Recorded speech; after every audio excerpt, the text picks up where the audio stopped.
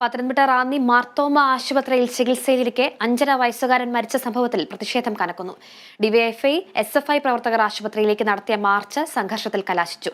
മരിച്ച Aaron V Varghese പഠിച്ചിരുന്ന Plankamon government LP സ്കൂളിലെ വിദ്യാർത്ഥികളും ആശുപത്രിക്ക് മുൻപിൽ പ്രതിഷേധിച്ചു.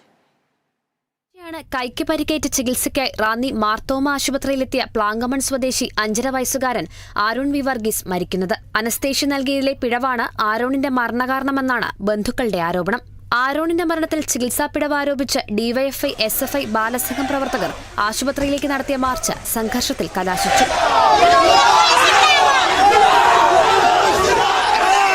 മുന്തിനും തള്ളിനുമിടെ ബാരിക്കേഡ് വീണ് റാന്നി സ്റ്റേഷനിലെ ഗ്രേഡ് SI ബോസിന് പരിക്കേറ്റു.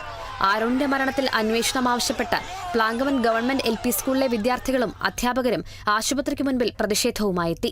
ആരോണിന്റെ മൃതദേഹം പോസ്റ്റ്മോർട്ടത്തിന് ശേഷം കോട്ടയം മെഡിക്കൽ കോളേജ് മോർച്ചറിയിൽ സൂക്ഷിച്ചിരിക്കുകയാണ്. തിങ്കളാഴ്ച സംസ്കാരം നടക്കും. Kerala vision news, Pathanamthitta.